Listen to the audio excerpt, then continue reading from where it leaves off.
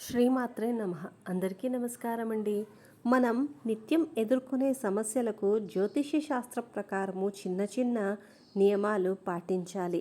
అటువంటి వాటిల్లో దీపారాధన ఒకటి. సాక్షాత్తు భగవంతుని స్వరూపం దీపము. ఇంట్లో దేవునికి దీపారాధన చేసేటప్పుడు కొంతమంది తెలియక కొన్ని పొరపాట్లు చేస్తూ ఉంటారు. పూజలో దీపం వెలిగించేటప్పుడు ఎన్ని వత్తులు వేయాలో చాలామందికి అవగాహన ఉండదు.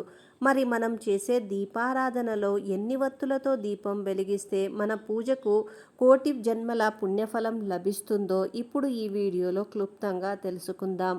నిత్య దీపారాధన చేసేటప్పుడు చాలామంది ఒక దీపం మాత్రమే వెలిగిస్తారు.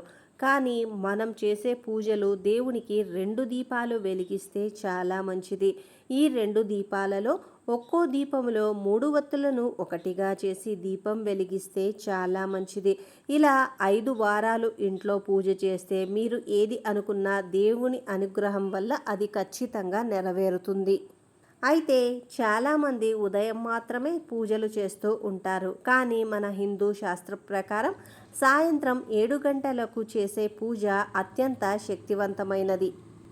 ఉదయం చేసే పూజ కన్నా సాయంత్రం చేసే పూజకు 1000 రెట్ల పుణ్యఫలం దక్కుతుందని పండితులు చెబుతున్నారు.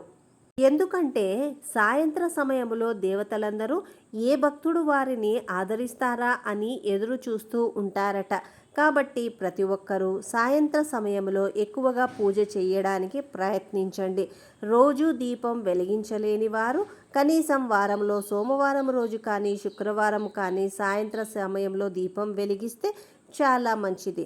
జ్యోతిష శాస్త్ర ప్రకారము సోమవారం సాయంత్రము శివపార్వతుల పటం ముందు కొబ్బరి నూనెతో దీపం వెలిగించి ఓం నమః శివాయ అని 21 సార్లు జపిస్తే శివుడి ప్రసన్నం అవుతాడు.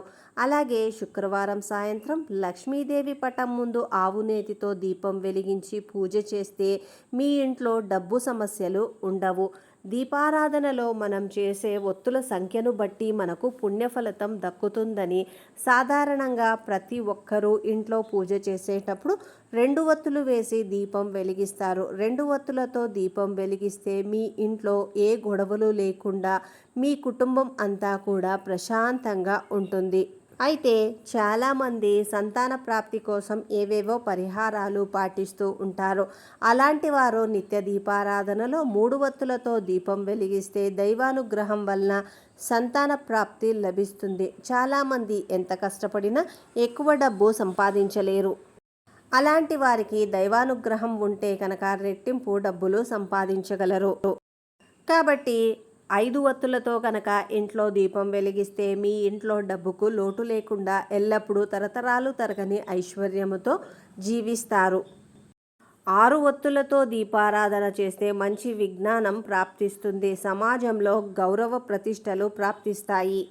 9 వత్తులతో దీపారాధన చేయడం వల్ల ఉద్యోగంలో ప్రమోషన్లు, వ్యాపారంలో అధిక లాభాలు వస్తాయని ఆధ్యాత్మిక పండితులు చెబుతున్నారు. మీ ఇంట్లో ఉన్న ఆర్థిక ఇబ్బందులన్నీ తొలగిపోయి సుఖ సంతోషాలతో సిరి సంపదలతో జీవించాలంటే శనివారం రోజున మీ ఇంట్లో ఉన్న వెంకటేశ్వర స్వామి పటానికి తులసిమాలతో అలంకరించి బియ్యపిండితో ఒక ప్రమిద తయారు చేసి అందులో నువ్వుల నూనె పోసి 7 వత్తులు వేసి దీపం పెట్టాలి.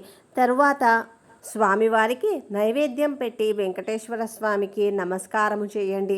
ఇలా ఒక 7 శనివారాలు వెంకటేశ్వర స్వామికి పూజ చేస్తే వెంకన్న కృప వల్ల మీ ఇంట్లో ఏ కష్టాలు లేకుండా ఉంటాయి. చాలామంది ఎన్ని పూజలు చేసినా ఫలితం లేదనుకుంటారు. కానీ మీరు చేసే చిన్న చిన్న పొరపాట్లు మీ ఇంట్లో సమస్యలకు తీసుకువస్తాయి. మీ ఇంట్లో ఉన్న లక్ష్మీదేవి బయటికి వెళ్లకుండా ఉండాలంటే ఖచ్చితంగా ఇంటి ముందు రోజు ముగ్గు వేసుకోవాలి. ఉదయాన్నే స్త్రీలు ఇంటి ముందు కల్లాపి చల్లుకొని ముగ్గు వేస్తే ఆ ఇంట్లో ఎల్లప్పుడూ లక్ష్మీదేవి కొలువై ఉంటుంది. కానీ నేటి తరంలో అందరూ పట్టణాలలో ఉండడం వలన ఎవరికి కల్లాపి చల్లుకోవడానికి వీలు కుదరదు. ఇలా కుదరని వారు కనీసం ఇంటి ముందు పసుపు నీళ్లతో శుభ్రం చేసుకొని బియ్యం పిండితో ముగ్గు వేసుకోవాలి. శుక్రవారము పూజ చేసేవారు ఇంటి మొత్తం శుభ్రం చేసుకొని మీ ఇంట్లో ప్రతి మూలన పసుపు నీటిని చల్లాలి. ఇలా శుభ్రంగా ఉన్న ఇంట్లో లక్ష్మీదేవి నివాసం ఉంటుందని పండితులు సూచిస్తున్నారు. మంగళవారము మరియు శుక్రవారం రోజుల్లో దేవుడి పటాలను శుభ్రం చేయకూడదు. శనివారం మాత్రమే దేవుడి పటాలను శుభ్రం చేసుకోవాలి.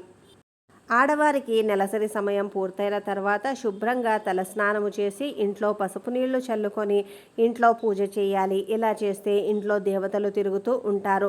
చామంతి పూలతో, గులాబీ పూలతో, గన్నేరు పూలతో దేవుడికి పూజ చేస్తే మీకు జీవితంలో ఎలాంటి కష్టాలు ఉండవు. పూజ చేసిన తర్వాత దీపాలు వెలుగుతున్నంతసేపు పూజా మందిరం తలుపులు వేయకూడదు.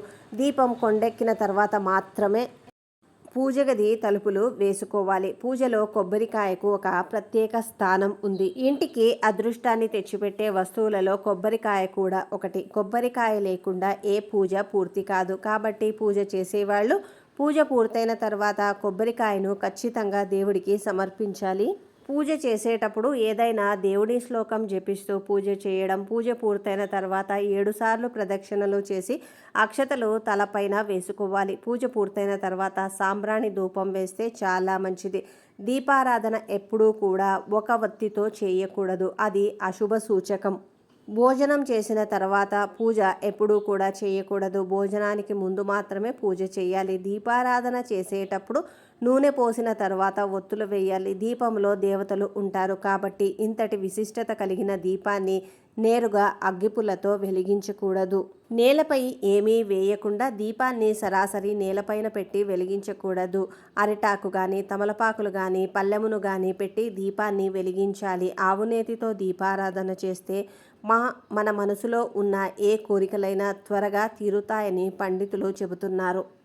ఆవునేతిలో సూర్యరశ్మి నిండి ఉంటుంది కాబట్టి ఆవునేతితో దీపం వెలిగించడం వల్ల ఆరోగ్యం, ఐశ్వర్యం, సుఖ సంతోషాలు ప్రాప్తిస్తాయి. ఆవునేతిలో నువ్వుల నూనె కలిపి దీపారాధన చేస్తే ఇంకా మంచిది. దీపారాధనకి ఎక్కువగా దూదితో చేసిన వత్తులను ఉపయోగిస్తారు. మన చేతులతో తయారు చేసిన వత్తులతో దీపారాధన చేయడం వల్ల మీ ఇంటికి అదృష్టం కలిసి వస్తుంది.